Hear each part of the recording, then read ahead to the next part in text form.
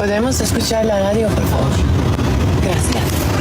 Quédate, aquí empieza Un Gallo para Asclepio, el podcast de filosofía para paladares diversos, filosofía prolija y al alcance. Al tinto Caturno, a un provocativo pensador rumano del siglo XX, amado por la literatura y menospreciado por la filosofía.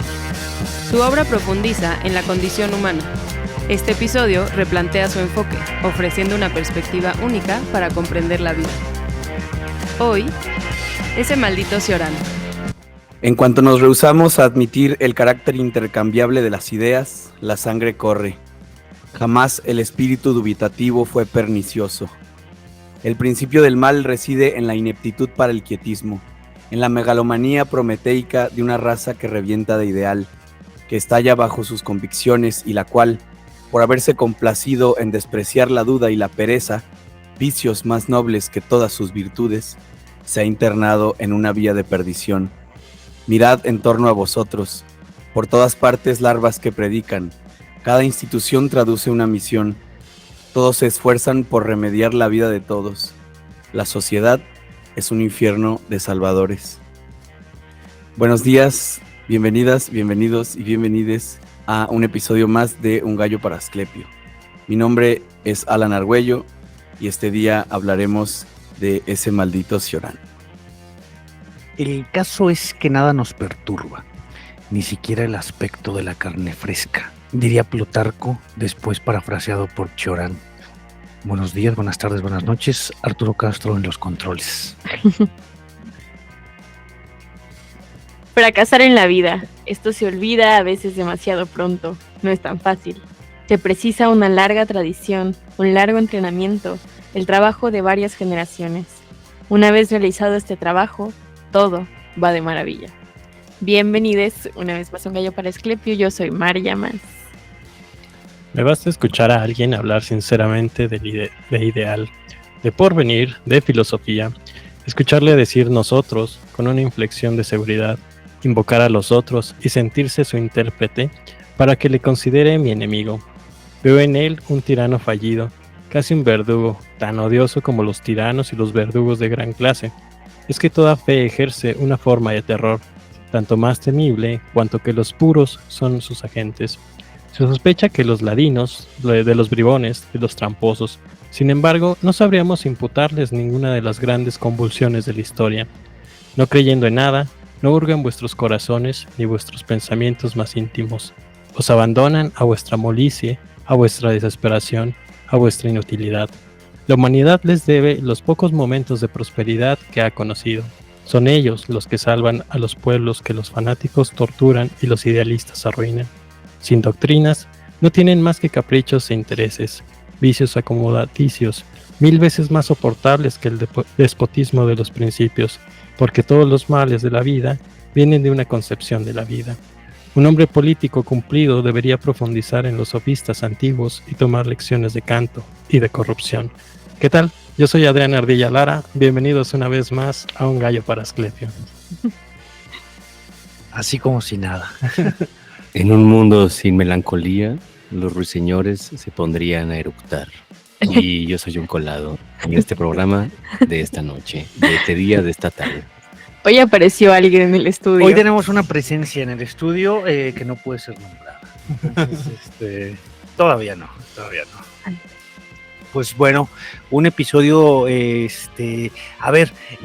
cuando empezamos en esta temporada 3, que ya estamos viendo el ocaso de la temporada 3, en la 1 hicimos 22 episodios, en la 2 hicimos 21 episodios, en la 3 vamos a hacer 20 episodios, cada vez queremos trabajar menos, queridos que escuchar, pero síganos patrocinando en Patreon, pero síganos dando su like, su compartir, su me gusta, mándenos su fueguito, su 100, su fuego, su like en Instagram. Cuando empezamos esta tercera temporada con Los Simpson, queríamos hacer una temporada pop. Nos ha salido más o menos mal. Como casi todo lo que hacemos nos ha salido más o menos mal. Somos muy buenos para hacer mal las cosas, pero hoy viene un filósofo pop, pero un filósofo popero oscuro, pero un filósofo popero extraño, que es Darks, que es Emil Cioran. A colación de que uno de nuestro agregado cultural, nuestro enviado a campo de batalla, está armándose. Hace apenas un par de semanas empezó su taller sobre Emil Cioran, y pues qué mejor que venir a platicarnos de ese maldito Cioran, ¿no? No es Cioran, es como Cioran. Cioran. El Merino le dice Chorán. Pero sí, lo platicábamos tras bambalinas, es un filósofo muy querido por los literatos, muy despreciado por los filósofos, pero eso también, digamos, es muy relativo. Definitivamente Cioran es un filósofo pop, es un filósofo que está entre los linderos de la filosofía y la poesía. Y creo que hay una cuestión central en él que me gustaría abordar en esta sesión, que es el vitalismo. Yo siempre he sospechado que todo pesimismo termina siendo vitalista, que de algún modo esa negación de la vida, esas formas negativas del pensamiento, la vivifican, ¿no? Y esta es una experiencia que es muy clara al leer a Cioran. Uno se siente, digamos, como con una válvula de escape, uno se siente liberado del yugo que representan las ideas en turno y todo lo que nos aprisiona. Entonces quisiera empezar con un poco de chismecito y ahí vamos platicando, porque bueno, Cioran además es un filósofo contemporáneo, muere en 1995.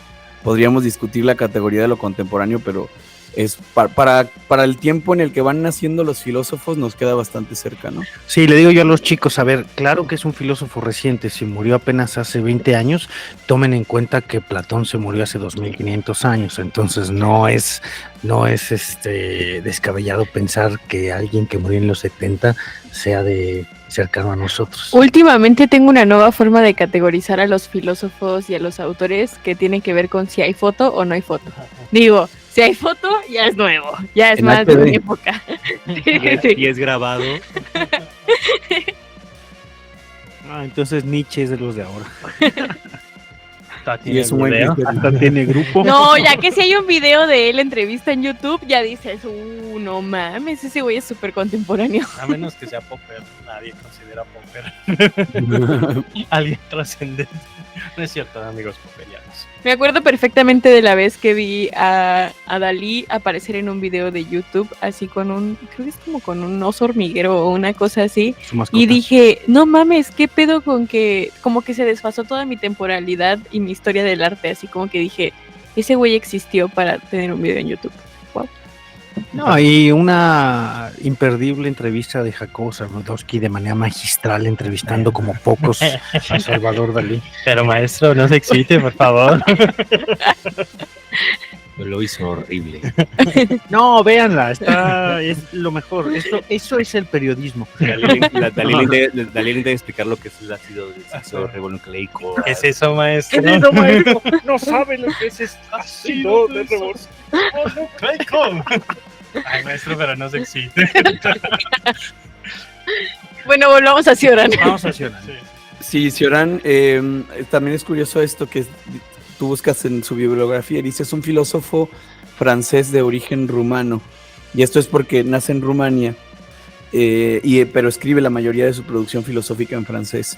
Él dice, no se habita un país, se habita una lengua. Entonces, al renunciar al rumano como lengua para pensar y para escribir, renuncia de ese modo a la nacionalidad. Estudia filosofía en Bucarest, cotorrea a Ionesco y están emparentados el teatro del absurdo con este desmonte de artificios que hace Cioran con el lenguaje filosófico, digamos. También se hace compa de Mircea Eliade, que no mames, pues un místico, ¿no? Uno de los grandes místicos, de los grandes filósofos de la religión. Hace la tesis doctoral sobre Bergson, entonces es un cóctel de onirismo, negación, pero también está influido evidentemente por Kant, Schopenhauer y por supuesto que por Nietzsche. Tiene como posturas encontradas, por supuesto, pero está en la misma línea de no quiero ser salvado, quiero mi propia luz, ¿no? Bueno, escribe En las cimas de la desesperación en el 34, El libro de las quimeras en el 36, De lágrimas y de santos en el 37, súper productivo. El ocaso del pensamiento en 1940 y El breviario de los vencidos cuando está ocupado París, ¿no? Bueno, tiene antecedentes también con el fascismo, esto hay que decirlo, y le da la espalda después, ¿no? y también es característica los insomnios, ¿no? El origen del pesimismo, ese lo atribuye a los insomnios. Dice, llegaba a pasar semanas sin pegar ojo. Me di cuenta, le contó a su amigo Licanu, de que la vida es soportable gracias al sueño. Cada mañana, tras una interrupción, comienza una nueva aventura. El insomnio, sin embargo, suprime la inconsistencia, obliga a 24 horas diarias de lucidez. La vida solo es posible si hay olvido. Entonces, aquí empieza ya Cioran, ¿no? La lucidez. La lucidez es un punto fundamental de su filosofía, de su pensamiento, ¿no? Porque renuncia a la filosofía, por supuesto, como buen renunciador.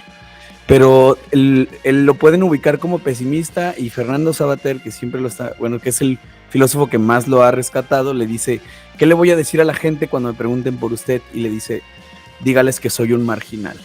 Él no se asume como pesimista, dice, porque mi pensamiento es violento. Dice, los látigos no son pesimistas, ¿no? Como mi pensamiento es violento, es pasional y por lo tanto, de algún modo, es vitalista. Entonces, en la filosofía que Cioran sí se inscribe, es algo que él entiende como escepticismo marginal. Y digamos, se puede leer como una especie de pesimismo, pero lo que está haciendo es desmontar el artificio. Dice, la vida se crea en el sueño y se deshace en el delirio. Es decir, que vivimos en una especie de sueño colectivo, de convenciones socialmente aceptadas. La familia no significa nada. El amor de tu vida y una moneda significan lo mismo. Es una acuñación, es una convención localizada geográficamente, no situada, contingente, vamos, ¿no?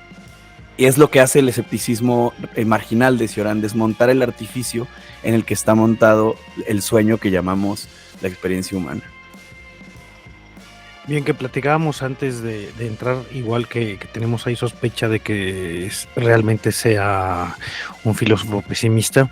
Le platicaba yo a Mariana que me parece en este texto del Ocaso del Pensamiento un filósofo total y completamente revitalizador del cuerpo. De los pocos filósofos que existen, no me estoy hablando de los que están vivos, de los que ya nos tocan a nosotros, sino si situamos a Mircea Eliade como un filósofo de los años 50. No, perdón, Mircea Eliade, a Émile Cioran, un filósofo de los años 50, pues es uno de los primeros filósofos que se encargan de abordar los asuntos del cuerpo con cierta seriedad,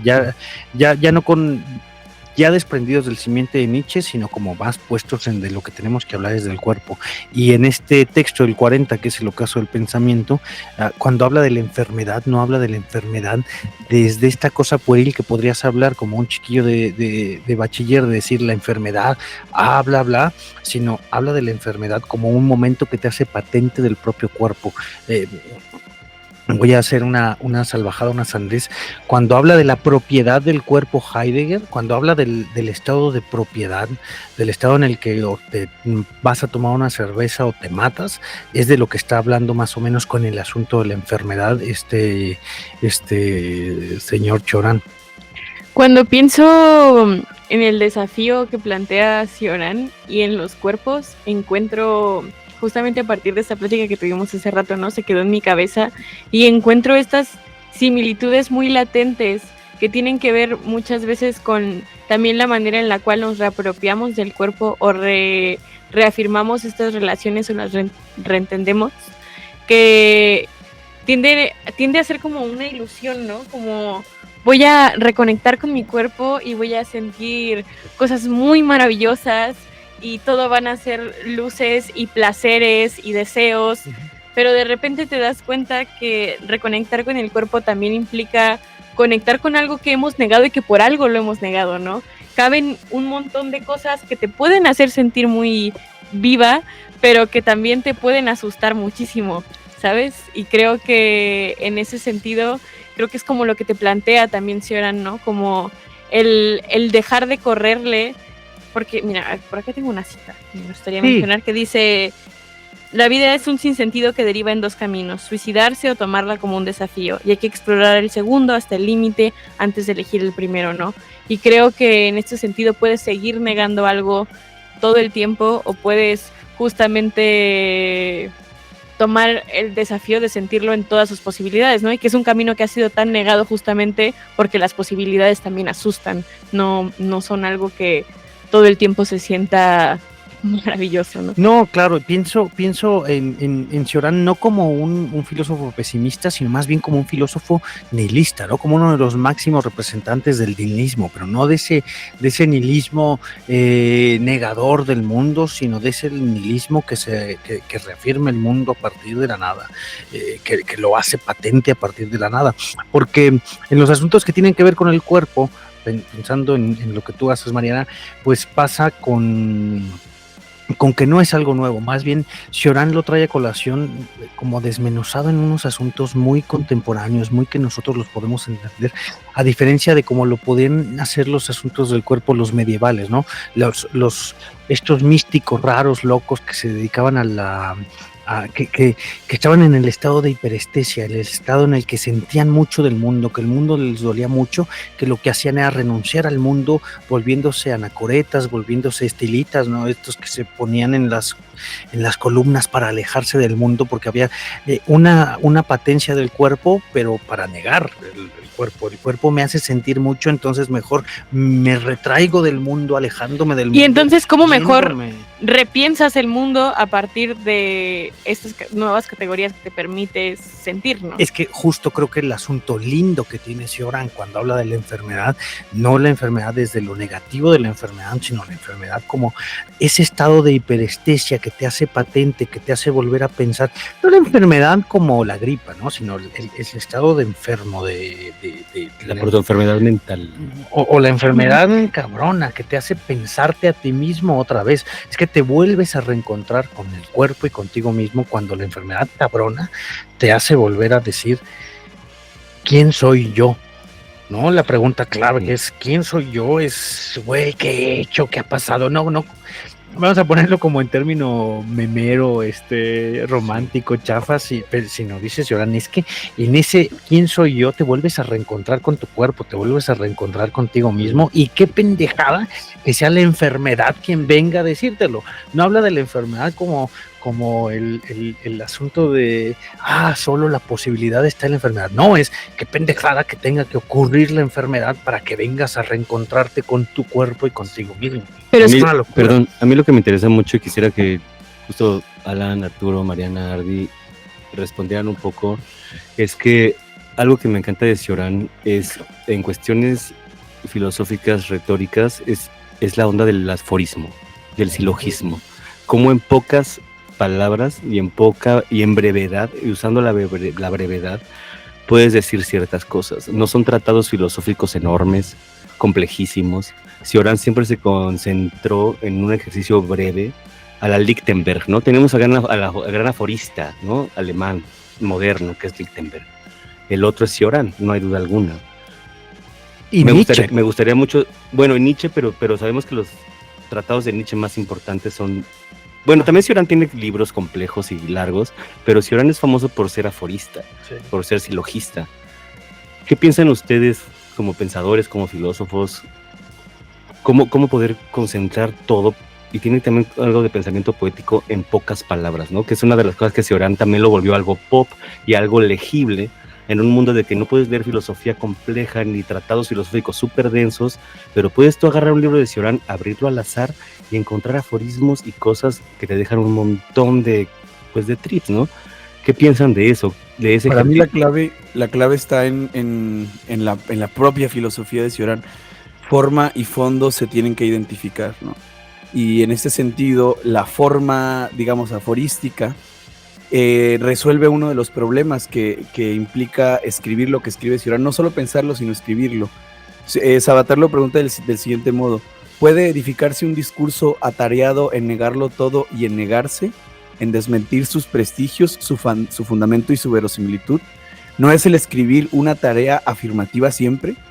Apologética en la mayoría de los casos. O sea, escribir es edificar, ¿no? ¿Cómo desmontas un discurso si eres un escéptico marginal? Porque incluso el nihilista, y esto lo quería comentar hace rato, y el pesimista, digamos que proyectan su idea hacia el mundo. La ventaja del escéptico respecto de cualquier otro ismo, como el nihilismo o como el pesimismo, es que el escéptico marginal reconoce que todo discurso es parte de un determinado punto de vista y no lo pretende universalizar. Entonces yo creo que la cuestión del aforismo tiene que ver con eso, con cuando dice Cioran, cuando uno empieza a escribir, cuando escribes una tesis, por ejemplo, ¿no? Un ensayo, partes de una tesis y el propio discurso te va como jalando y tienes que construir un edificio, digamos, qué sé yo, inventado en suma, ¿no? O sea, un edificio ideológico. ¿Cómo desmontas la ideología? Escribiendo, digamos, frases cortas, ¿no?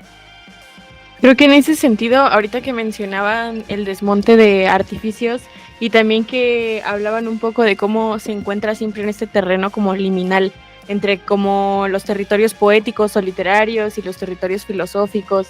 Creo que es muy interesante cómo también elige este fondo, que también responde de una forma, como lo mencionaste, a partir de que permite justamente enunciar la realidad como de una manera menos artificiosa, ¿no? Y creo que eso implica mucho reducir la cantidad de palabras, porque no son palabras que busquen generar una estética, sino que justo la estética está en lo que te hace sentir, ¿no? Y en lo que puedes entender de la realidad a partir de que se dice y no que se diga como una premisa universal, sino que te digo y eso te hace sentir algo, ¿no? Y eso te pone en jaque, en cuestión a una creencia. Y para tal cosa no voy a ser un chorero, no voy a decírtelo en la menor cantidad de palabras porque quiero que tú pienses de la misma manera, ¿no? Sí, además tiene una conexión pues bastante fuerte con la literatura. Y otra vez, lo liminal es forma y fondo. Cioran quiere hablar de lo ciego, de lo roto, quiere darle voz a lo que no pueda tenerla, quiere nombrar lo inmencionable. Ya lo hemos platicado en otros episodios del podcast, que hay un imperio del bien, digamos, ¿no? Cuando Cioran le dice adiós a la filosofía, tiene un texto precioso, un pequeño ensayo que se llama Adiós a la filosofía, dice: yo sospecho de los filósofos porque acaban siendo mártires, porque la muerte de Jesús es muy parecida, la de Sócrates es muy parecida a la de Jesús. Qué raro que todos terminen siendo buenas personas, como si eso lo arrancara, y eso también está conectado con el tema del cuerpo, de su animalidad, de su ser más inmediato, ¿no? Como si hubiera estos seres iluminados llamados filósofos. Sí, una vez más la dicotomía de razón y cuerpo, ¿no? Como justo, si tú piensas, te voy a eliminar de esta capacidad afectiva que está encarnada, ¿no? En ti totalmente. Sí. Porque eres un ser racional. Yo quisiera comentar un poco antes de comentar lo de los aforismos. El que siempre dice que son moralistas los franceses. Sí, pues también Cioran es un pinche moralista.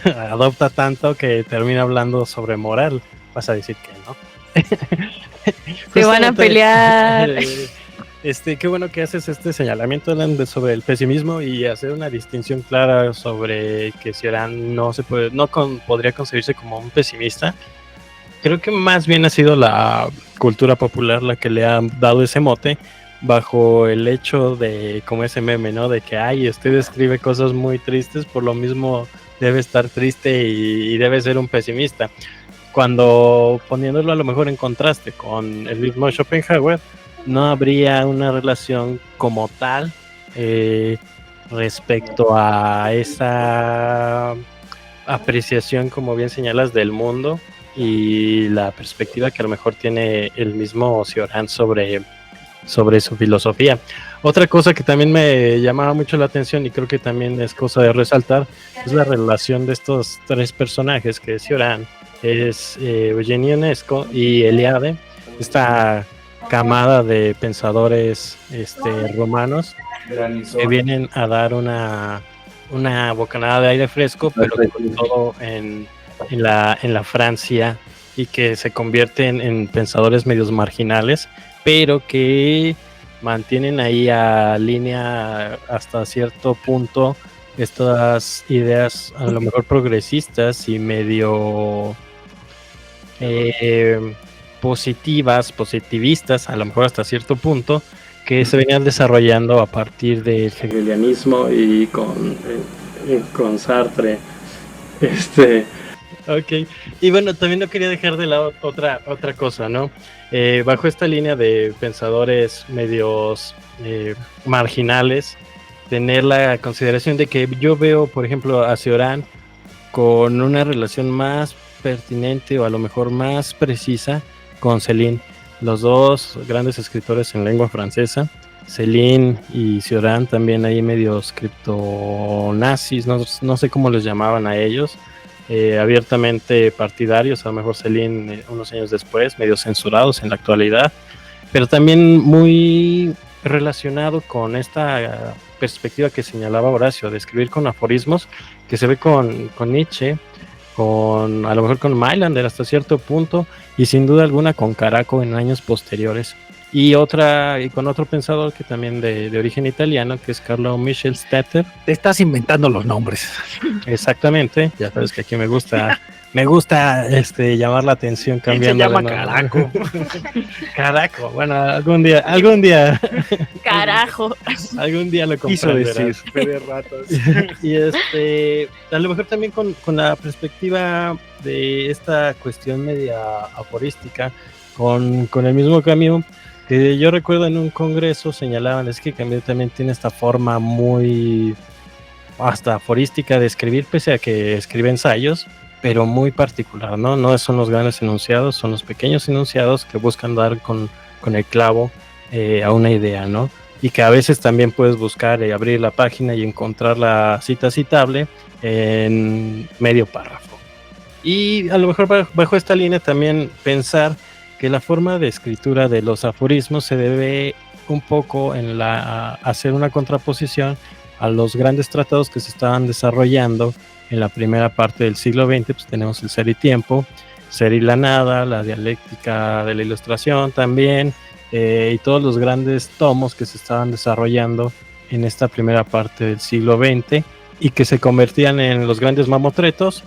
Y con estos pensadores tenemos como, no sé, una forma de ver y abordar la filosofía evidentemente más apegada a la literatura que a los grandes tratados o a los grandes términos filosóficos que se estaban desarrollando en esta época. Sí, le da la espalda a la tradición filosófica, ¿no? O sea, y no puede escribir un tratado porque sería contradictorio con lo que está tratando de desmontar, ¿no? Todas estas construcciones que están sentadas sobre la nada, sobre el vacío. Sí, estoy muy de acuerdo. Creo que es bien interesante como también pensar en cuáles son los usos del lenguaje, ¿no? Que se le da, que toman como decisión cada uno de los autores, ¿no? Porque luego pareciera que siempre son como factores aleatorios, ¿no? Porque esta persona hablará de tal manera y esta de una manera diferente, pues muchas veces responde a que el discurso está ahí mismo, ¿no? Y que como lectores, creo que al menos todo el tiempo que leí antes de llegar al punto como más crítico de mi carrera, fue como nunca pensando en en el fondo como una forma, ¿no? Que no más bien en la forma como un fondo, ¿no? ¿Qué quieren decir los autores cuando seleccionan una estrategia para decirlo, ¿no? Y que no puedes contradecirte en la manera en la cual utilizas el lenguaje, porque también se vuelve un argumento, ¿no? Yo tengo Sí, si Orán lo defiende. Dale. Bueno, aprovechando que vas a tomar la palabra. Bajo esta línea, ¿tú qué vas a empezar con el curso? ¿Cómo abordas a un Ya está empezado pensador? el curso. Hace un par de semanas empezó un curso. Perdona, aquí El tiempo no existe. El tiempo no existe, Arturo. Deja de molestar.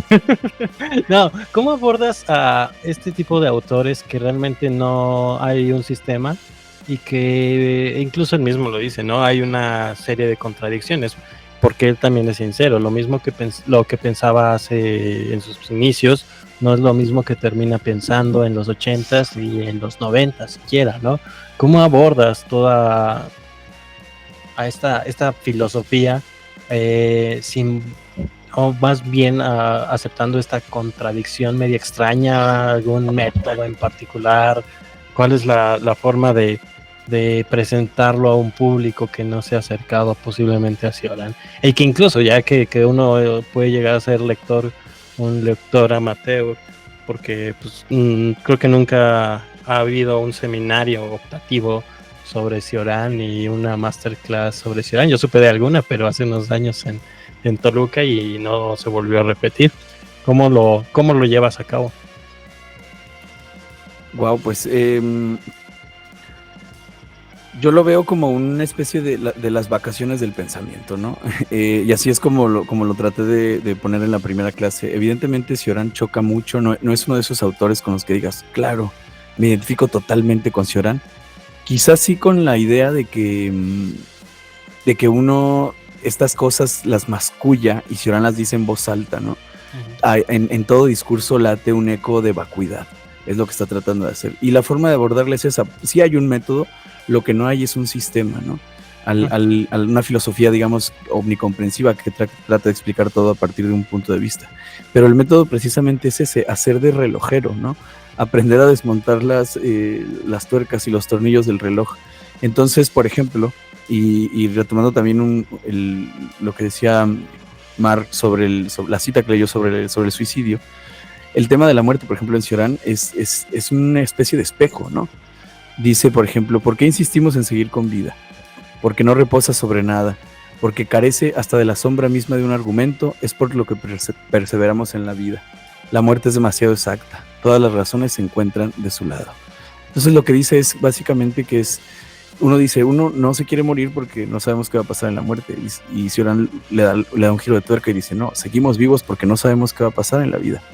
Ella es la gran desconocida, lo que le da sentido a la existencia, aunque sea una especie de absurdo y contradicción, quizá como la de los lunáticos zen, que se iluminan a partir de estas contradicciones, pero el sentido de la vida es que no tiene ningún sentido. Uh-huh. Si le dieras un fin preciso, pierde instantáneamente su atractivo. Si llegara una ciencia que dijera, ya encontramos el sentido de la vida y es por ejemplo, adorar a Dios, diríamos, no, qué hueva.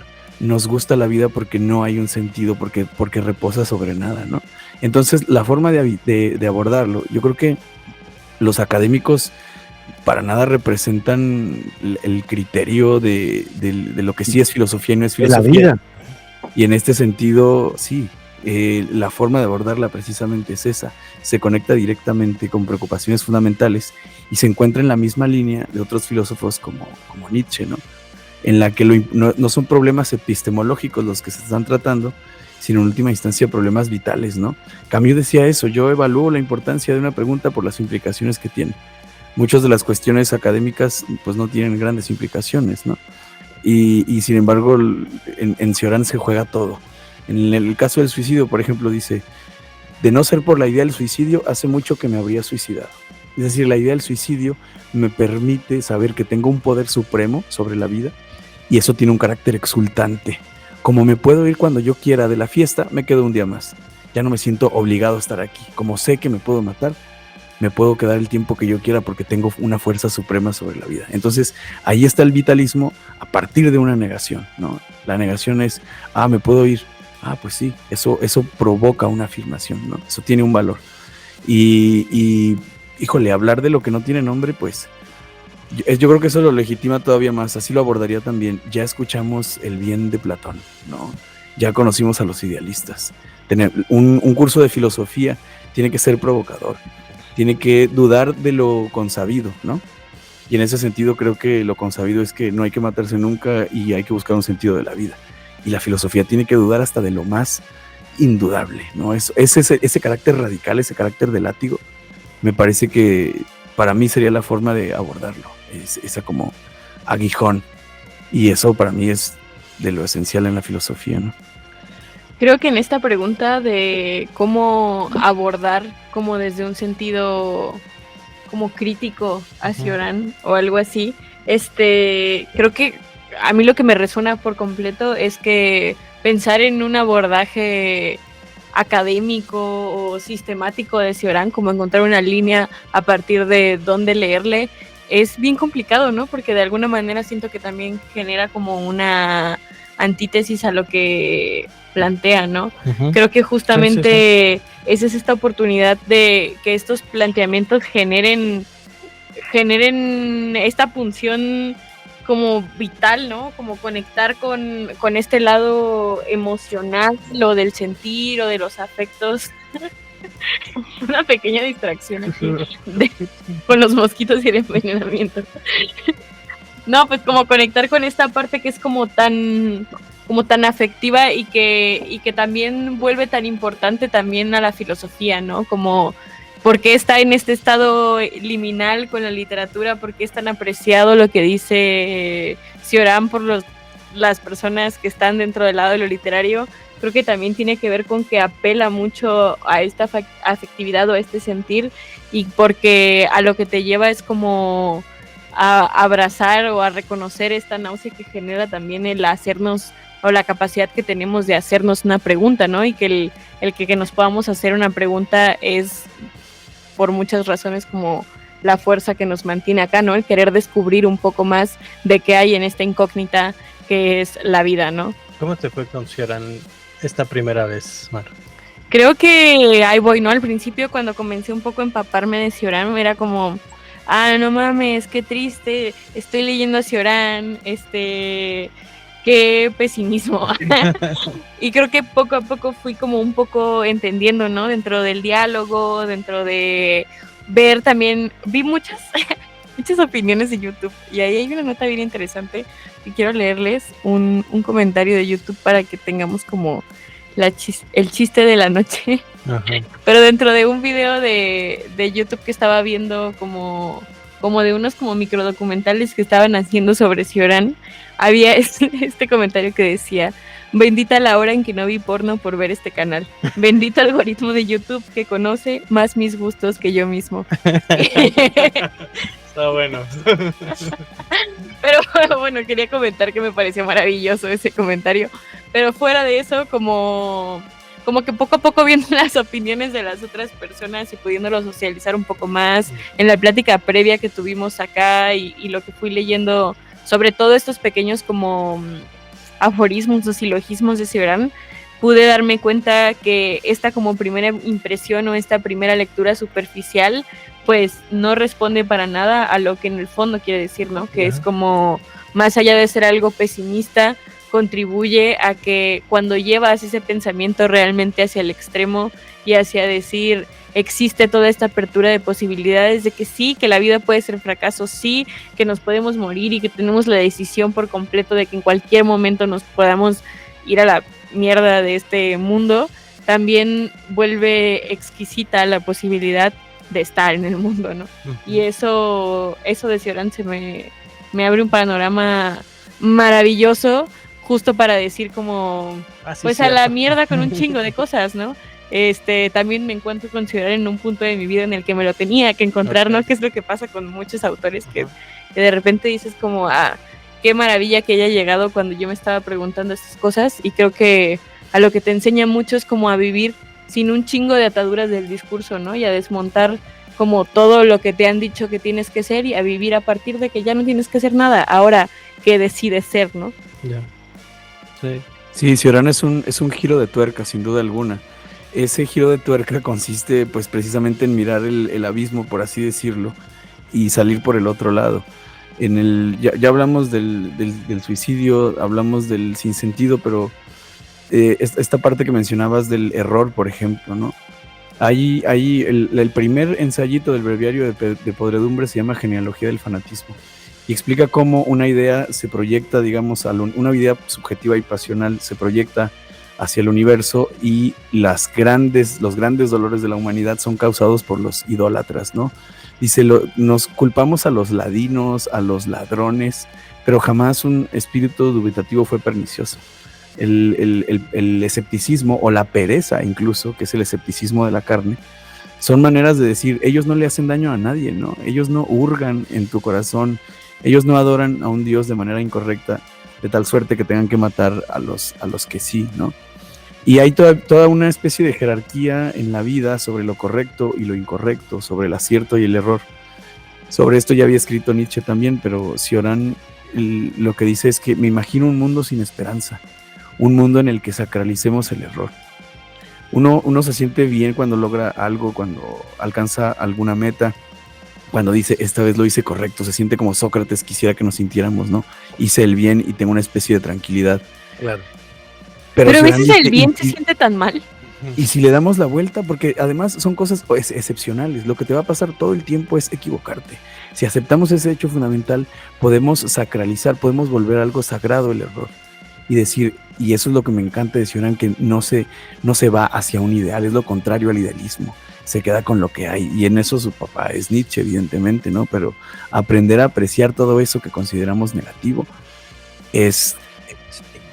Que seguramente la sospecha de que se le ponga como una persona pesimista tendrá que ver por ahí. No lo es, por supuesto, pero porque muestra la otra parte de la frontera. Es que cuando nos acercamos a muchos filósofos, a muchos escritores en la literatura, siempre vas con la cosa de la utopía y de la esperanza y de que la condición puede mejorar, ¿no? Incluso bueno, no quiero, iba a decir como Simón de Beauvoir, sino decir la condición de ser mujer todavía se puede mejorar y siempre está este asunto utópico, pero la utopía a partir de la mejora y Cioran presenta el panorama como ¿y qué tal que no?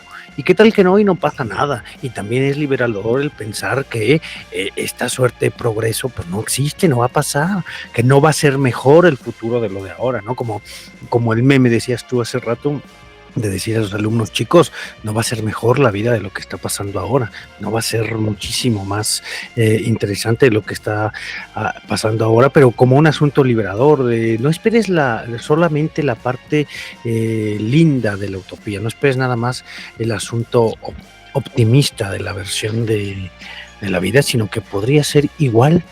No, más bien creo Tiene un pequeño... tal vez. Ajá, ni siquiera tiene esa concepción de que de una posible, o sea, en ese texto de Historia y Utopía se la pasa despotricando y dice, son una bola de pendejos lo que ustedes creen y es que, lo que dicen y...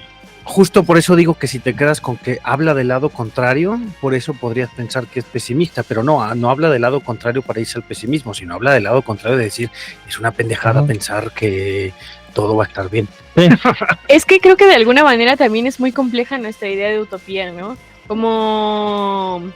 Creo que necesitamos esa oportunidad de creer que las cosas en el futuro van a ser diferentes, porque van a ser diferentes. Esa es una cosa de causalidad que eventualmente va a llegar, ¿no? Claro. Porque no hay nada que sea estático, pero ese diferente no podemos catalogar que vaya a ser mejor ni peor, ¿no? Necesitamos sí mirar hacia adelante porque sí hay alguna cosa adelante, ¿no? Porque el tiempo pasa, porque no estamos estáticos aquí, ¿no? Ya ahorita ya nos pasaron 2-3 segundos y ya algo cambió de lo que éramos hace 2-3 segundos, ¿no? Pero sí creo que en esta parte de decir como qué puedo rescatar de lo que hay en el presente, ¿no? Como o más que rescatar, más bien que hay, ¿no? Ni siquiera como en un sentido positivo o de decir, ahí volteemos a ver cuáles son las cosas buenas de este momento, ¿no? Sino abrazar qué hay en este momento y ver qué chingados con eso. Y creo que por eso también genera como este match tan cabrón con la literatura, ¿no? Porque al final la literatura no pretende, la buena literatura, la literatura que te mueve algo, no pretende postular algo así que es bueno o que es malo, ¿no? No te da estos personajes hechos de molde a partir de una creencia, ¿no? No te da...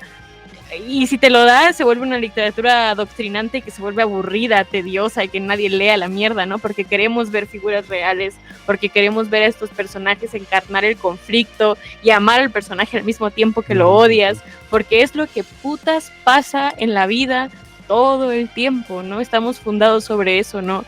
Y al menos en este momento yo sí defiendo la idea de que hay algo a lo que tenemos que ver hacia adelante, ¿no? Pero ese hacia adelante, lo único que me esperanza no es optimismo, solo es que algo va a ser diferente. A lo mejor es diferente exponencialmente más de la chingada o diferente...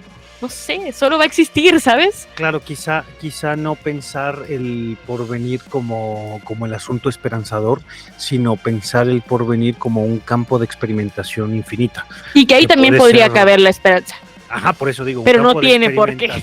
Infinita, pero eso infinito va a ser más calor.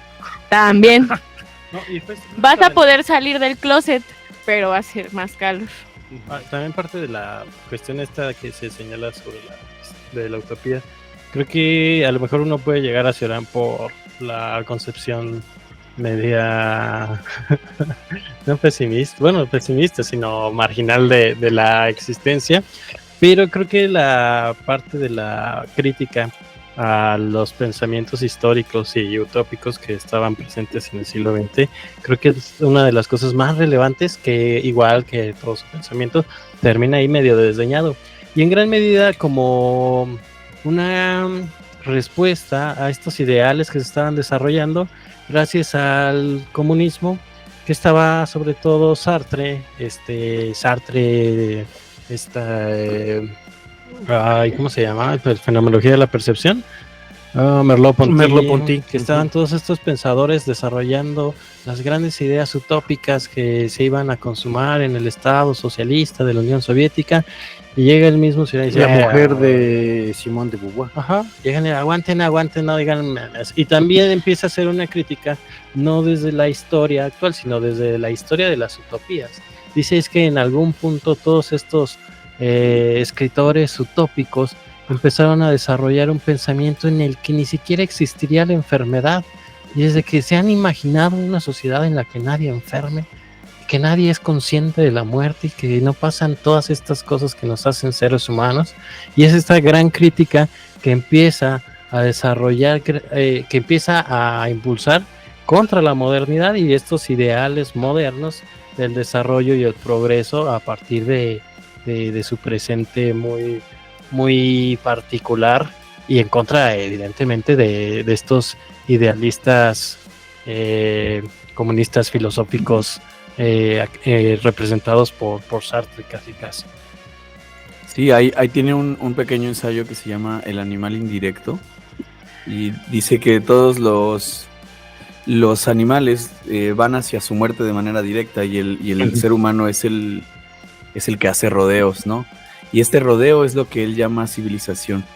Y la civilización es aquello que ha inventado el ser humano para curarse de sí mismo, ¿no? El problema, dice, es que lo único sano en el ser humano es el recuerdo de haberlo sido. Entonces la civilización, la cultura son estos instrumentos para curarnos del mal, de la maledicencia, del error, de todo en lo que deviene una utopía, pero que tiene como fundamento cualquier idea de reforma o de organización social, tiene algo de utópico, ¿no? Y Cioran dice, salvo lo irremediable, todo es falso. Entonces hemos inventado esta capa, esta píldora, para no ser impulsivos, para ser lo menos animales posible, ¿no? Y quizá la verdadera esperanza no sería saber si va a estar chido o no va a estar chido. Claro. Sino la verdadera esperanza es entender que pase lo que pase es humano, exentarse de la evaluación del mundo, ¿no? Esa forma de lenguaje mediante la cual no solo se da cuenta de lo que hay, sino que se dice esto está bien y esto está mal, ¿no? Reconocerlo todo como humano también para mí puede ser un principio para la empatía. Para la empatía con las personas con las que más difícil nos es ser empáticos. Y esto me parece otra de las cosas muy nutritivas de Cioran. Si uno reconoce el mal que tiene en sí mismo, es más fácil que sea empático con el malvado, por así decirlo. Porque eso de señalar al malo siempre tiene algo de trampa. Y esa trampa es creer que el mal está allá afuera. No mames, pusiste sobre la mesa unas cosas hermosas que, número uno, al mencionar esta parte como de que las cosas son humanas, me llevaste a pensar en esta concepción del humano como una animalidad, ¿no? Como no el humano en el sentido racional que hemos creído desde hace un chingo de años, sino reivindicar lo humano como algo que está completamente conectado a su capacidad de errar, a su capacidad de sentir y a su capacidad de estar tan en sí mismo todo el tiempo, que todo el tiempo falla, ¿no? Y me acordé, justo relacionándolo con el tema de la utopía, vino a mi cabeza un texto que se llama Utopía Queer de José Esteban Muñoz, y es un texto también preciosísimo porque nos hace replantearnos la utopía y la esperanza, y creo que a partir de leer ese texto para mí fue muy, muy importante apuntar a que es que yo sí defiendo que necesitamos ver hacia enfrente, ¿no? Pero ese mirar hacia enfrente no tiene que responder a un montón de discursos y un montón de dogmas y un montón de sistemas que nos han hecho creer que eso es lo bueno y que eso es lo que necesitamos, ¿no? Ese mirar hacia enfrente no significa que todos vamos a tener un chingo de varo y que todos vamos a estar nadando en la opulencia y en los lujos y en todas las mamadas que no necesitamos y que nos han hecho creer que necesitamos y que nos han hecho creer que si tenemos, estamos bien, ¿no? Entonces ese mirar hacia enfrente también implica que sucedan un montón de cosas que parecen fuera por completo del orden, ¿no? Y que parecen completamente tiradas a la mierda, ¿no? Y pensar que los hombres estén con los hombres y las mujeres con las mujeres y que todo mundo decida qué es lo que quiera ser y que nos vamos a casar con quien queramos y nos vamos a identificar como queramos y vamos a sentir lo que queramos y nos vamos a vestir como queramos. Eso también apareciera una distopía de cierta manera para ciertos puntos de vista, para ciertos ojos, pero se convierte en una utopía que tiene que ver con permitir que el ser humano vuelva a esta parte de animalidad, ¿no? Que ese es el verdadero humano, el humano que se encarna, el humano que reconoce que tiene todo este pinche potencial de error, pero de todos modos aquí sigue dándole, ¿no? Sí, yo por otro lado me acordaba bien a colación con Hannah Arendt, que hace esta distinción del ser humano como dos cosas, labor y trabajo, y dice es que el trabajo es una cosa humana, los animales, en la cosa natural no existe lo humano, le voy a llamar labor a lo que hacen. ¿Qué hace una hormiga? Pues matarse por el hormiguero. ¿Qué hace un humano? Pues hacer del baño, ¿no? Comer, buscar comida, pero trabajar, transformar la realidad de suya es algo que le corresponde nada más a los seres humanos. A eso vamos a llamarle trabajo, ¿no? Como una cosa horrible a la que estamos encadenada, que me parece, bueno, Hannah Arendt es de las mismas épocas de nuestro querido Emil Cioran. Son todos contemporáneos. Son todos contemporáneos. Estos que inician el mundo contemporáneo de la filosofía son contemporáneos entre ellos mismos. Y qué bonito es pensar que esta nada desdeña tan cabrón al trabajo, ¿no? Creo que es algo a lo que tenemos que voltear a ver así, de que todas estas cosas no las podemos eliminar de las formas de vida en las que estamos inmersos, ¿no? No las podemos eliminar de un sistema capitalista. No, por supuesto. Esta Hannah Arendt, cuando habla del trabajo, es que dice, todo lo que hace el ser humano que nosotros entendemos como cultura, como progreso, es trabajo. A ver, arar la tierra para tener es trabajar, eso es transformar la naturaleza o la naturalidad en algo que no existe, y a esa dimensión le llamamos trabajo. Y no estoy diciendo que el trabajo está chido, parece que hay una desconfianza en decir, no mames, trabajar es horrendo. ¿De dónde carajo nos inventamos esta pendejada que le llamamos pues trabajar? Porque nos aleja de este estado animal al que queremos reivindicar, ¿no? O sea, creo que es bien importante. Creo que también es este trabajo, o esa es la promesa, ¿no? Eso es lo que nos lleva a movernos enfrente de esta pinche mentira de que si trabajamos, si estudiamos, si leemos, si sabemos, si nos sacrificamos, si nos quitamos todas estas partes que nos vuelven animales, en algún momento vamos a ser ese ser racional que esperamos, ¿no? Y en algún momento vamos a ser esa pinche utopía de ser que no cabe en ningún lado. Ya lo dijo el divino Marqués, desconfíe de la virtud.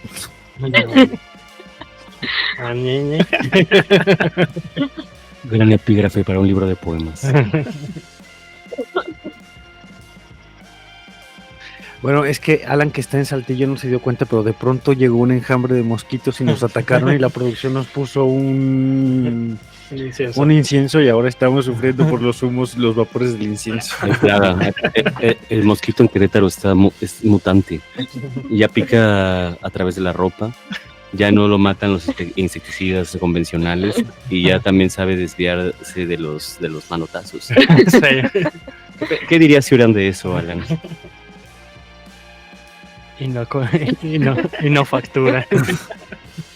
No sé, en realidad se queja más del peso de la ideología, no sé, en el caso del mosquito, ¿no? La ideología del mosquito. Quizá tenga que ver con las comodidades a las que nos hemos acostumbrado a vivir, ¿no? Los espacios higienizados, y insiste mucho en una anularse a sí mismo, ¿no? Le llama la anulación por la liberación. A la usanza antigua, dejar de concebirse como un sujeto al que le están ocurriendo las cosas, ¿no? Dice, es un arma peligrosa porque tienes que negar también la negación, ¿no? Los recursos de la autodestrucción hay que usarlos también contra uno mismo, ¿no? Pero no sé, toda inteligencia es puesta a prueba con una parvada de mosquitos. Me acuerdo de el inicio que hice para el capítulo justo de Sade 2, que me lo robé de los Expedientes Secretos X, que dice, y no es hasta que vuelves a la naturaleza cuando te das cuenta que todo está en tu contra. Siente respeto por la naturaleza porque la naturaleza no tiene ningún respeto hacia ti. Y entiendes que eso se trata de supervivencia. Es una cita real de X-Files.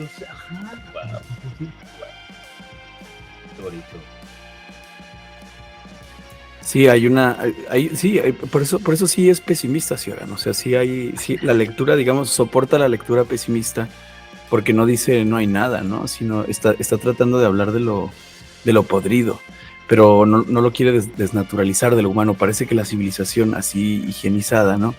Así concebida, implica darle la espalda a la oscuridad que llevamos dentro. No, justo, es que a mí me parece que no quiere hablar de lo podrido como una colación negativa de nada más de lo podrido. Me parece que nosotros nos hemos, mi cosa de Cioran, nos hemos alejado de nosotros mismos en el asunto de pensar, la razón, la virtud, Sócrates, bla, bla, y ahora solamente estas cosas que consideramos lo podrido son lo que nos hace regresar a nosotros mismos. Ahora habría que replantearnos las categorías, ¿no? Ahí es donde para mí entra un chingo este tema del cuerpo, como decir, por supuesto, ¿cuál ha sido esta parte que hemos puesto siempre en la baja categoría, ¿no? En lo que no debería de ser y entonces debería de ser otra cosa por encima de, y entonces ahí es siempre, tenemos la razón por un lado y tenemos por otro lado toda esta capacidad de sentir mamadas que no responden a ninguna lógica, ¿no?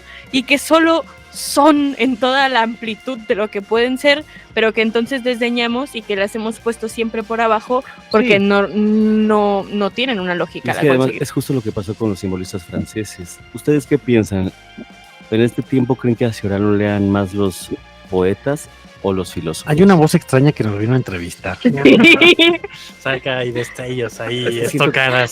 Siento que Cioran lleva una carga poética muy fuerte y una influencia poética muy poderosa al nivel de Baudelaire, de estos simbolistas franceses, ¿sabes? También justo oscuros, podridos.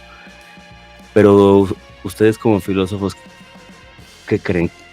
¿Dónde se lee más Cioran en este tiempo? Ya me es imposible saber del grueso, por ejemplo, de los filósofos, perdón, de las personas que leen filosofía.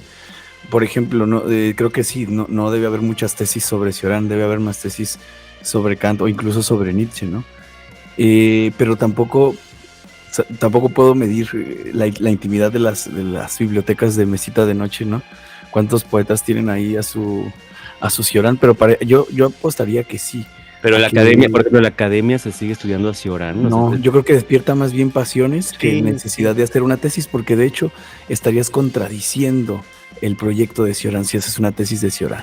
Porque es un discurso que trata de desmontar todo el discurso y destruirse a sí mismo, ¿no? Es que también, extrañamente y paradójicamente, Cioran empieza a conocerse en los países de habla hispana, porque es Sabater el que hace la primera tesis sobre Cioran, es la tesis de su doctorado, y nadie quiere revisarle su tesis. Incluso va con Cioran y le dice, oye, yo quiero hacer una tesis sobre ti, pero pues me mandaron a la chingada todos los maestros de aquí. Se conocieron también su traductor y todas estas cosas. A mí fíjate que me pasó algo muy extraño. Alguna vez me habló una amiga que trabaja en el seminario, estaba en el seminario conciliar, bueno, en cualquiera de los dos seminarios, y me dijo, oye, un estudiante quiere hacer una tesis sobre Cioran, era un seminarista. O sea, si hay algo raro en hacer una tesis de Cioran, todavía es más raro que un seminarista encuentre y busque hacer una tesis sobre Cioran, y la hizo. La verdad, yo nada más fue de que, oye, pues checa aquí y acá, revisa tal texto, revisa tal otro, y al final lo sacó. Y terminó haciendo una relación entre Cioran y un par de autores mexicanos que no recuerdo ahora, pero tenía ahí una relevancia medio extraña. Es decir, yo creo que lo mejor en filosofía es una de esas cosas que lees, pero no es tan bien visto, como sea, va a estar leyendo a Cioran. Yo recuerdo que en alguna clase que tuvimos con una maestra que nos estaba dando un seminario de Nietzsche, dijo, no, es que esas son cioranescas, o una cosa así, muy, con una forma diseñando la Di nombres, Ardilla, di nombres. La influencia que tenía Nietzsche sobre Cioran, y sabes que son malinterpretaciones, así como Camus malinterpretó a Nietzsche, y es de que, güey, ¿cómo lo haces, no? Está interesantísimo eso, yo no sabía que la academia tenía a Cioran en ese lugar, un poco lo que le pasó, ¿no? Como a los beatniks, este tipo de cosas que la academia siempre rechaza. Yo no sabía que Cioran estaba en medio exiliado, medio outsider y recientemente también, o sea, a la fecha. No, es que justo lo que dice Alan, últimamente se ha revitalizado muchísimo, pero por medio de las pasiones, no por el asunto de hacer un trabajo de interpretación académica brutal, sino es por el asunto de la pasión. El maestro Juan Carlos, que era Juan Carlos en aquellos momentos, era el único que llegó a citarlo, y creo que a lo mejor el maestro de medievales alguna vez, y Juan Carlos diciendo, no, sí, Cioran hace una estupenda forma de escribir, escribe muy bien en francés, es una gran Bueno, y crítica la pregunta real es ¿por filosofía nueva. qué la academia siente eso con Cioran? O sea, ¿qué es? A lo mejor es el mismo propósito de Cioran. Ahora que lo pienso, puede ser que el asunto de Cioran, de verse a sí mismo, no como francés ni como rumano, sino como apátrida, como una persona sin padre, renunciar al nacionalismo. No piensa tú, por ejemplo, en los años 30, en los años 20, que están los músicos nacionalistas otra vez en Europa revitalizando la música popular de sus pueblos para llevarla a las grandes orquestas. Sale este tipo y dice, yo no voy a escribir grandes tratados, grandes tesis, sino que voy a hacer aforismos. Y viene el mismo tipo y te dice, yo soy una apátrida, no me considero ni rumano ni francés, me quedo con la nacionalidad francesa porque así conviene a mi bolsillo, pero no soy francés porque me becan, pero soy apátrida.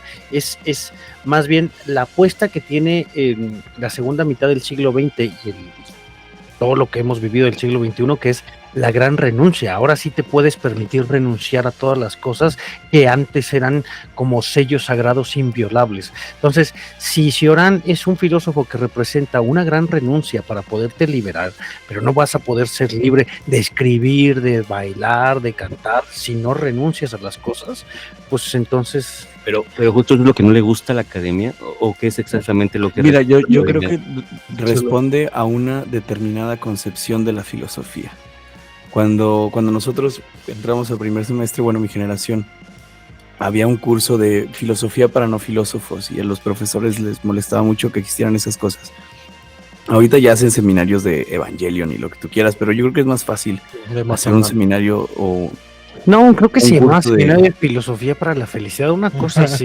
Sí, por supuesto. supuesto. Un impresentable ahí en el Museo. Mira, también una vez escuché de un académico, si se le puede llamar así, de una institución queretana que no quiero mencionar, pero no es la UAC ni nada de eso, es cristiana. Bueno, ya es muy fácil adivinar después de lo que dije. Que Diógenes el perro no era filósofo. Yo creo que ahí está la clave de todo. Cuando dicen que Diógenes el perro... Yo creo que no, él no sabía leer ni escribir y los filósofos... Es porque no tiene un tratado, porque no tiene una filosofía, porque tener una filosofía implica ser un idealista, porque la historia de la filosofía está dominada por el idealismo, ser un sistémico, construir un gran sistema que explica la realidad de manera omnicomprensiva. Cioran es el efecto contrario, destruir, desmontar la realidad ficticia en la que estamos parados. Entonces, de ahí el desprecio. Él no es filósofo, porque no está edificando, no está construyendo nada, solamente está destruyendo, pero bueno, también la filosofía tiene un carácter destructivo, incluso, y con esto me gustaría ir acercándome al cierre, dice que el origen del pensamiento es destructivo, el pensamiento en su origen es destructivo, se comienza a pensar para romper las ligaduras de lo real, para atentar contra lo real. La filosofía es atentar contra lo real, contra lo dado, contra lo entregado. Solo después, dice, cuando el trabajo de Zappa ya está muy bien realizado, cuando ya allanamos el terreno de lo contradictorio, el pensamiento se vuelve contra su movimiento natural y empieza a construir discursos, empieza a hacer ideologías. ¿Y a dónde nos llevan las ideologías? A la fragmentación, a las guerras, al fascismo, ¿no? Dice, los ladinos, los bribones, los huevones no le hacen daño a nadie. Los que le hacen daño son los grandes ideólogos, ¿no? Los que defienden una causa y están dispuestos a matar por ella, porque esa es la cuestión ética, ¿no? No si estás dispuesto a morir por tu causa, sino a matar por ella. Creo que lo que estoy a punto de decir está completamente ligado de alguna manera a como esta concepción a la que llega, o a este acercamiento que he tenido a la filosofía siempre a través de la literatura. Digo, al final nunca leí filosofía, a excepción de un par de textos que pude haber llegado a leer en la secundaria, prepa, hasta que llegué a la carrera de literatura, ¿no? Y justamente siempre fue un acercamiento que creo que recupera un chingo la forma y que tiene que ver con cuáles son los usos que se le dan al lenguaje, ¿no? Y creo que hay una cosa bien rescatable del pensamiento de Cioran que tiene que ver con justo el uso del lenguaje que puede llegar a ser y que creo que por eso también lo acerca tanto hacia la literatura y que por eso también lo puede llegar a acercar tanto hacia las pasiones, que tiene que ver con que el lenguaje no se vuelve una institución solemne, sino una cosa con la cual se puede llegar a jugar, ¿no? Y justamente ahorita que Ardi mencionó esto de las cianacionerías, cianorerías, me recordó mucho a las niñerías, ¿no? como esta manera como de minimizar ciertos discursos, porque son discursos que juegan y porque se permiten no ser tan solemnes y no ser tan serios, Claro. ¿no? Y creo que dentro de este pesimismo, lo que puede llegar a hacer Cioran con el lenguaje es decir, voy a permitirme desmontar muchas cosas y también codificarlas de alguna manera, ¿no? Y que esto se haga a través de aforismos, que se haga a través de silogismos. Sí, es como si, voy a ejemplificar quizá más, como, no voy a hacer un sistema, voy a hacer un pensamiento. Voy a hacer un pensamiento y lo que sea que te haga sentir mi pensamiento es válido. Lo que sea que interpretes de mi pensamiento puede ser válido, porque yo no pretendo generar un sistema a través del cual tú entiendas la realidad. Entiende lo que puedas entender, lo que quieras entender, y es ahí donde hace rato hablaban como de malinterpretar a un escritor, y creo que yo me quedo con una pregunta súper cabrona, ¿no? Y que creo que a mí me ha movido a lo largo de toda mi formación como en literatura o mi acercamiento a la filosofía, siempre es, ¿se puede malinterpretar a un escritor? Si esto estoy sintiendo, si esto estoy viviendo, si esto estoy interpretando, ¿de dónde viene la malinterpretación, no? A través de un sistema técnico que me dice cómo sí, cómo no debo de leer a un autor. Es que dijiste algo que yo justo iba a decir yo, que creo que justo Cioran, además de obviamente ser pensante y todo, era también un güey que peleaba con el lenguaje. O sea, él trabajaba el lenguaje de maneras muy particulares, a diferencia de otros filósofos. Y tal vez por eso, nada más como especulación, creo que a la fecha o en este presente lo aprecian más las personas que hacen literatura que las que hacen filosofía. Porque también el aforismo es encantador, ¿no? Es encantador. Cioran es un gran tuitero. O sea, si Cioran estuviera viviendo ahorita, sería un tweetstar increíble, ¿sabes? Entonces, por eso tal vez su relación es más directa con el teatro que con la filosofía. Y es interesante. Yo creo que también era un explorador del lenguaje. Sí, no sé qué piensan. Y creo que eso también reivindica un camino bien interesante para la filosofía, que es como, que al menos yo lo veo, y no sé si voy a decir una sandez, pero yo lo veo desde el otro acercamiento, ¿no? Desde la literatura hacia la filosofía, que es como, no hay que ser tan solemnes con el lenguaje, no es necesario, también hay que permitirnos jugar, también hay que permitirnos ficcionalizar en la filosofía. La novela o la poesía o la ficción como una forma de ejemplificar la filosofía también es muy funcional, porque no dicta algo, porque no te dice, porque no genera un discurso al que hay que responder o al que hay que dogmatizarte, ¿no? Sino que simplemente está ahí para plantearte algo, y ese algo no se tiene que convertir en verdad. Y también hay algo, no sé qué piensen los foristas. A mí me encanta el LinkedIn ver Cioran como el cotorreo. O sea, como estoy diciendo cosas como muy serias, muy brutales, pero también como cotorras. Estoy haciendo de repente a Cioran como un gran humorista, que también pudo haber sido un gran estandopero. Pero es que Cioran también menciona en sus textos, ¿no? Que el humor es una forma muy importante de desmantelar al pensamiento como lo hemos concebido. El humor es una manera de no volver, no sé si la palabra sea solemne, pero justo de no volver a las cosas tan solemnes, de permitir que el pensamiento se distienda, y que justamente en esa necesidad de que no sea tan serio, tan... Pues es que ¿cuál es el antónimo de lo solemne sino lo lúdico? Lo solemne no enseña, lo solemne se reproduce, y lo lúdico se juega. Pero es dificilísimo lograr ese tono.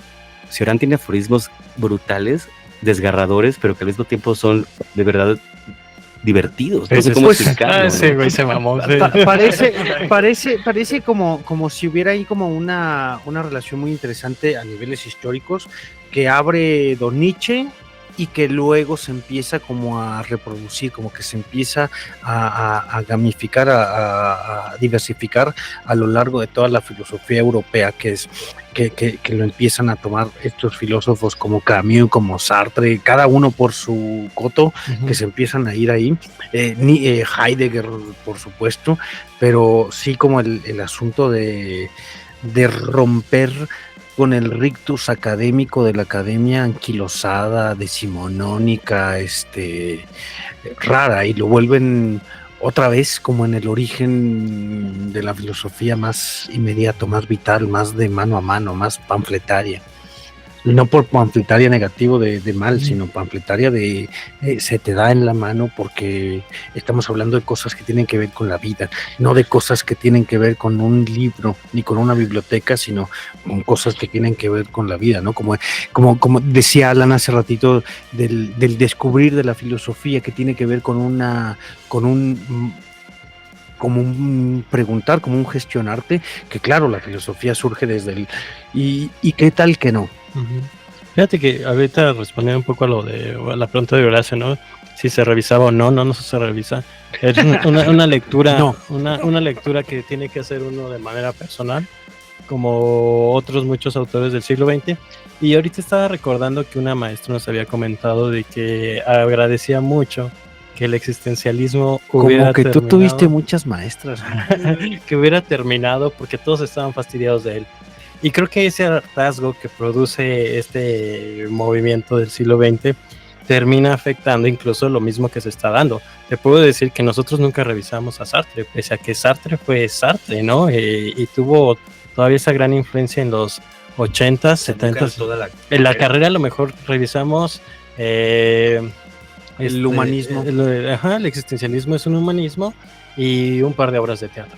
Pero eran seminarios optativos que se veían de manera indirecta, no era un seminario que abordara el pensamiento del autor, sino que, bueno, vamos a hablar, va a haber crítica y esto, estas son las lecturas complementarias, hay que leerlas y demás, pero nunca hubo algo que se enfocara. Incluso en las últimas las últimas historias de la filosofía, se terminaba encaminando a lo mejor por revisar a Nietzsche, por revisar a Heidegger, te brincabas y veías a Adorno, Horkheimer, a Foucault, que era como que empezaba a tener su segundo aire acá en México, pero que todos estos personajes como Sartre, como Camus, como Gabriel Marcel, como Cioran, todos estaban desdeñados, ¿no? Y toda esta corriente, sobre todo francesa, termina pues sin encantar a la academia completamente y por lo mismo no se revisa.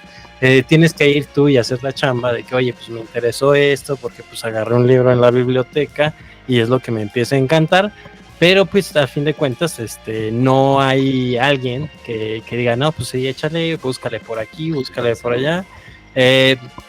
Terminan casados a lo mejor con estos grandes tratados que pues ven a ser Ser y Tiempo, Verdad y Método, El Orden del Discurso de Foucault, algún otro interesante de esa época, pero que no que estos personajes de los años 30, 40 pues terminan ahí medios olvidadones. Es muy interesante porque siento que obviamente todo vale la pena, pero creo que para este tipo en el que vivimos de brevedad, de fugacidades, de destellos, Cioran entra perfecto. Y es interesante cómo Cioran rechazado. Yo no sabía esto, todo lo que están contando me parece increíble. Yo no sabía que dentro de la academia Cioran estaba en esa posición, pero creo que ahorita entraría perfecto. Y no sé, Alan, ahorita que tú vas a dar este taller, seminario de Cioran, ¿hacia dónde va dirigido? O sea, ¿qué quieres contarle a la banda sobre Cioran? Pues yo le dediqué la primera sesión. Y la segunda.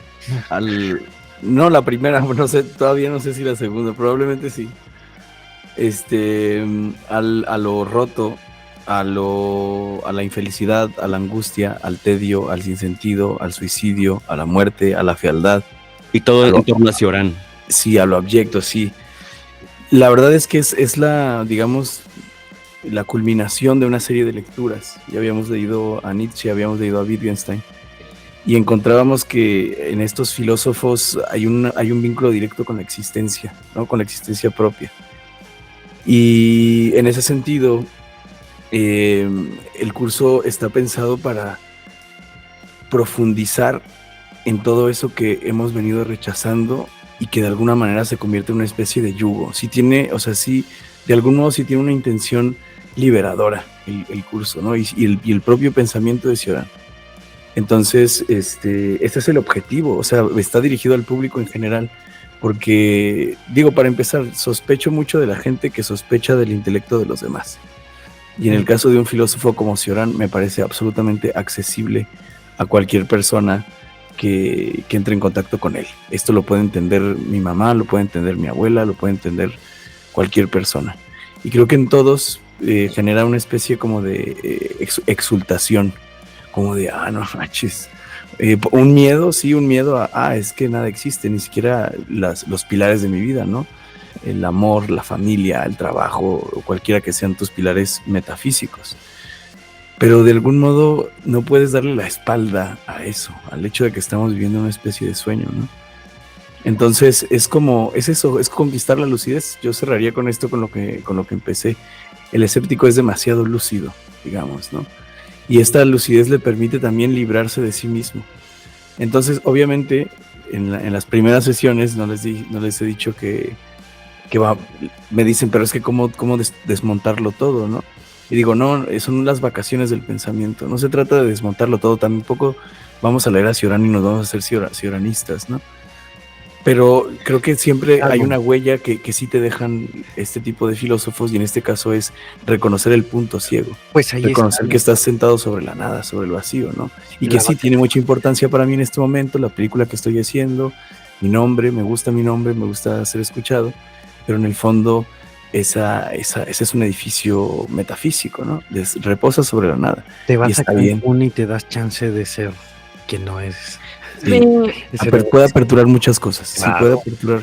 Bueno, entonces la vida es una página en blanco, yo puedo ser quien yo quiera. Con todo lo que hemos platicado en este episodio, rescato una cosa muy bonita y que me remonta un montón a los orígenes como de la filosofía en la vida de todo morro, y creo que con esto te vas a identificar también un chingo, Arturo. Tiene que ver con lo que te dicen en la prepa, ¿no? Cuando tomas tu primer clase de filosofía. Y me acuerdo que siempre era como, bueno, ¿y qué es la filosofía? No, pues la filosofía tiene que ver con las preguntas, ¿no? Y con que te preguntes algo. Y un filósofo es el que se cuestiona. Y creo que también se podría romantizar mucho la idea de preguntarte algo, pero pocas veces se habla de la incomodidad, que también se vuelve una razón de por qué no nos preguntamos muchas cosas, ¿no? El preguntarte algo implica abrir una puerta y también implica desmontar el piso sobre el cual te sostienes. Y creo que en ese sentido, cualquier pregunta, así como puede generar cosas hermosas y maravillosas, también puede generar un montón de incomodidad y un montón de dolor, ¿no? O sea, como en esta parte de la exaltación, quiere decir que hay algo que se mueve, ¿no? Y que hay algo que de alguna manera también se está rompiendo. Y creo que eso es de las cosas que más me quedan muy claras con Cioran, como el decir, lo que hace es nacer una pregunta, ¿no? Un rompimiento de este discurso ante el que siempre hemos estado presentes, ¿no? El éxito, la vida, y eso no quiere decir que al final te aleje por completo y que te lleve al extremo contrario, porque esto no se trata de dicotomías, ¿no? Sino que justamente una vez que rechazas esos estándares, hacia dónde vas con ese potencial de libertad que existe cuando ya no hay un punto hacia el que ir, ¿no? Porque creo que justamente ir hacia el extremo contrario es llevarte hacia otro punto al cual ir, ¿no? Si no eres esto, entonces eres lo otro, caminan hacia allá. Y creo que Cioran rescata a través de este juego del lenguaje y a través de un montón de estrategias que lo alejan de la Academia de la Filosofía, rescata la esencia de la filosofía. Y eso se me hace hermosísimo. Si hay una cosa bien loca que, no sé, a lo mejor lo romanticé o depauperé mi chamba, lo que sea. Es que me parece muy loco, como me acuerdo de Gadamer, que dice preguntarte es quedarte desnudo. Y alguna vez cuando trabajé en la facultad que daba clases para la licenciatura en filosofía, nos encueramos. No tuve preguntas como estas preguntas que tú dices, que claro que tienen los morros de prepa. ¿Sabes? Lo chido, lo que me emociona de los morros de prepa, que tengo 12 años dando clases de filosofía a los morros de prepa, es que los morros siempre te preguntan una cantidad de pendejadas que tú dices, no mames, A huevo, esas son pinches preguntas que me hacen sentir vivo. En este asunto gadameriano de que preguntarte es desnudarte frente al orto, es quedarte expuesto, es decir, ¿y qué pedo con...? Es aceptar que con no tienes estas cosas? que no hay una certeza. Si hay una pregunta, es que no hay una certeza. Por eso dice, cuando tú preguntas, un preguntar, puedes preguntar por cortesía, por quedar bien, pero cuando tú haces una pregunta, te quedas desnudo frente a la otra persona, frente al poder de la otra persona de decir, pues esto va por acá y yo no tengo ni qué. Pero bueno, Yo quería hacerles una pregunta. ¿Ustedes creen que es el entrevistador Y nos vino oficial, a hacer ¿eh? una entrevista, ¿eh? No, es que me interesa porque ustedes saben. ¿Ustedes creen que Cioran fue una persona? Yo sé que la felicidad es un concepto muy ambiguo, muy extraño, pero ¿cómo se imaginan la vida de Cioran, la del día a día? ¿Sabe? La de Cioran desayunando, era feliz, era infeliz, era un viejo amargado, tal vez era la mejor persona del mundo. Quisiera que especuláramos cómo ustedes... No, A ver, yo adelante, lo antes de que Alan, porque seguro Alan está muchísimo más inmiscuido con los aspectos biográficos de Cioran. A mí me parece que es una persona súper increíble. Era amigo de estas personas brutales, asquerosamente, que yo todavía a la fecha Cioran era del grupo de Kerenji, de Mircea Eliade. Eran de ese grupito, todos eran de ese mismo grupito que dices, ¿en qué puto momento la vida te dio para ser tan brutal y tan salvaje, de leer tantos libros, de entender tantas cosas, de escribir tantas pendejadas que escribiste? Y este güey estaba ahí, me parece un tipo, tuvo una buena vida. Me parece un tipo con un gran sentido del humor. Por ejemplo, lo comparo con, no sé, el Rap Pound, ¿no? Estas personas que terminan realmente locas, perdidas en su mente, propiamente, su propia locura. Sí. Pero Cioran no tanto, no sé al margen de los asuntos biográficos, a mí me parece que Cioran es un tipo con el que te podías ir a tomar un cafetín en el Jardín Guerrero y cagarte de risa y a la 1 de la tarde decir, cámara, ahí nos vemos, sin ningún problema. Sí, creo que hay un documental que me gustaba mucho, que se llama Un siglo de escritores. Es más bien una serie de documentales de pensadores franceses. De un siglo. Ajá, de un siglo. Y justamente hablan un poco de la vida y lo pintan demasiado alegre, muy contrastante con lo que puede llegar a escribir. Evidentemente se cuenta que tenía insomnio, que la pasaba muy mal y todas estas cosas, pero fuera de todo, hay una parte que a mí me llamó mucho la atención y que me gusta mucho, que cuentan que los trabajadores de limpieza en todo París estaban en huelga y que ve que pasaba por Cioran y se iban a dar la vuelta a las calles, y eso le gustaba mucho porque veían todo el caos que se había convertido la ciudad, y ahí ves al par de cabrones caminando por todo París viendo la podredumbre en la que se había convertido la gran ciudad. Hermosísimo, no sabía eso, suena hermosísimo. No, pues Ardilla está más enterado que yo solo sé que le gustaba andar en bici. De hecho, unos buenos viajes en bicicleta. Pero cabrón, sí, como la señora X. O sea, no era solo en bici por la ciudad, no, o sea, sí se ciclista echaba, de rutas largas. Se echaba sus rutas largas. Como entre ciudades, sí. Entonces, nadie que ande en bicicleta por tanto tiempo puede ser una persona amargada, ¿no? Es imposible, es contradictorio, güey. En coche sí, pero en bici es imposible. Claro, sí. Estás liberando endorfinas ahí. Sí, no, claro que sí. Pero sí me lo imagino como una combinación entre una especie de un tipo amargado, ¿no? Un tipo hipercrítico de la sociedad en la que veía, pero una amargura jovial. Ajá, si eso cabe para Cioran. Yo no me había puesto a pensar, ¿no? Cómo podría ser su estilo de vida o qué vivía en su día a día. Pero cuando me estaba como informando de los datos biográficos de Cioran, justamente estaba aquí con nuestro invitado y le preguntaba así como, ¿tú sabes de qué se murió? Y que alguien ya lo exhibió. Pero justamente mi pregunta iba como enfocada hacia, yo quería saber si se había suicidado o no se había suicidado, ¿no? Cuando justamente empecé a leer las cosas que estaba escribiendo y así, o sea, en esos primeros como acercamientos, sin que necesariamente tuviera como tanto el contexto de hacia dónde estaba como marcando con este pensamiento, ¿no? Como que mi primer acercamiento fue como, por supuesto, ¿no? Él habla sobre suicidio y probablemente se mató. ¿no?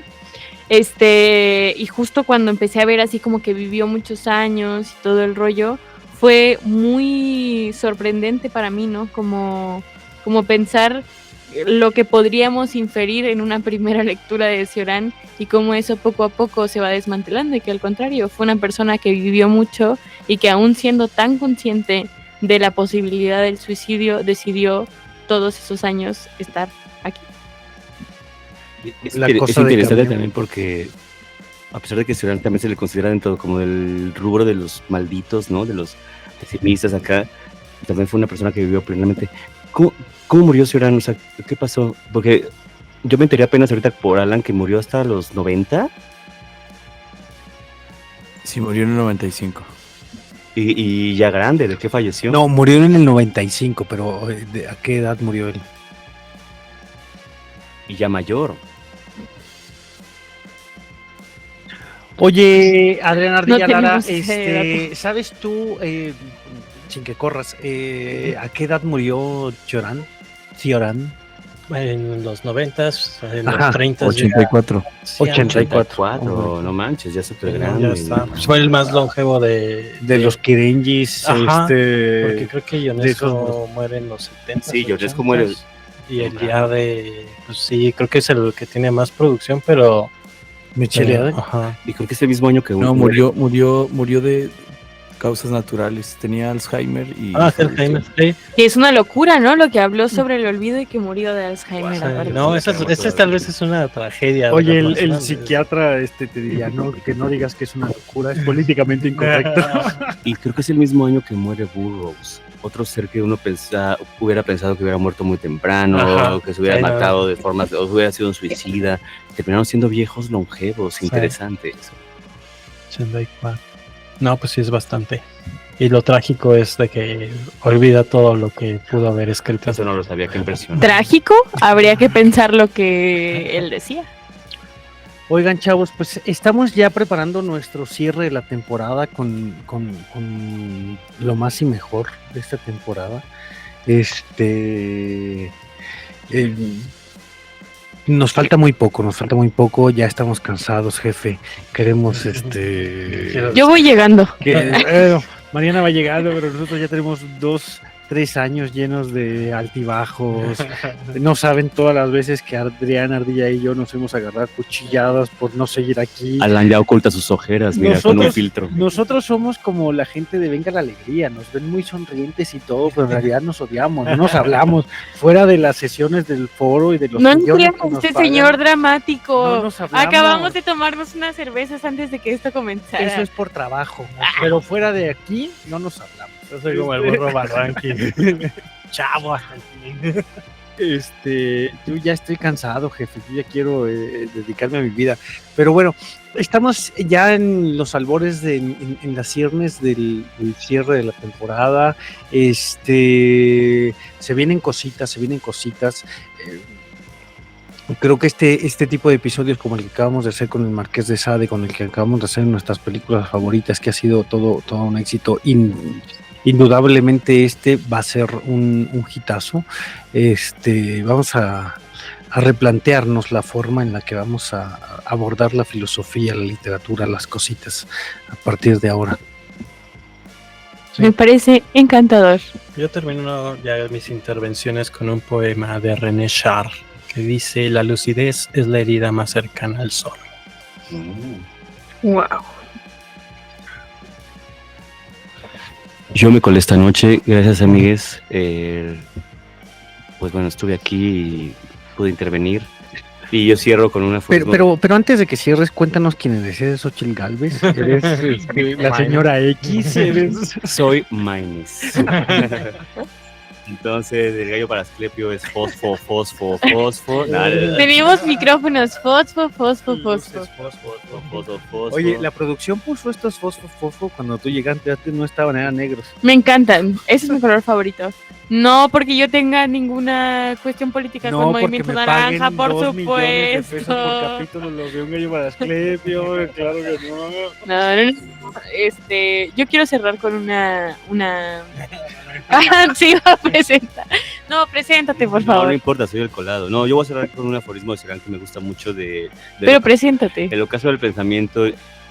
A mí me lo presentó José Velasco cuando teníamos 17 años y fue una revelación muy hermosa. Porque cuando lees a Cioran estando morre, es una cosa como muy, muy particular. Y estábamos obsesionados con la lectura y dice Cioran, he leído demasiado. La lectura ha devorado mi pensamiento. Cuando leo, tengo la impresión de hacer algo, de justificarme ante la sociedad, de tener un empleo, de escapar a la vergüenza de ser un ocioso, un hombre inútil e inutilizable. Y pues eso, gracias amigos. No, pues obviamente soy Horacio y ya vine y me sentí cómodo. Gracias por involucrarme en esto y los quiero mucho y me colé. Muchas gracias por tu participación inquisidora dentro de este episodio. Inquisidora. ¿Qué dirías, Ciorana? Entrevistadora. No es cierto. Muchísimas gracias por las... ¿Qué dirías, Ciorana? Un inquisidor se mete a un podcast y huele a vómito verde. No, realmente fueron unas muy lindas preguntas. Y yo cierro con esta frase de Cioran, por supuesto. Después de todo, yo tampoco he perdido el tiempo. Yo también me he sangoloteado como todo hijo de vecino en este universo descabellado. Vivir, especializarse en el error, burlarse de las verdades indubitadas, no hacer caso de lo absoluto, tomar a broma la muerte y transformar lo infinito en azar. Solo se puede respirar en lo más hondo de la ilusión. El mero hecho de ser es tan grave que, comparado con él, Dios es pura bagatela. Y no olvides, Critón, que le debemos un gallo Gallo Asclepio. Asclepio. Adiós. Yo nada más cierro diciendo que qué bonito lee Alan Argüello. Qué hermosa voz, por favor. Se levanta muy temprano a escribir. Gracias, amiga. Gracias por todo. Adiós. Bye. Aquí termina Un Gallo para Asclepio. Síguenos en tu plataforma favorita de podcasting y suscríbete a nuestro canal de YouTube. No olvides comentar, compartir y activar la campanita. Nos escuchamos en el próximo episodio. Viejo guango, ya les dije, sí, viejo sí, guango no, vámonos a desayunar.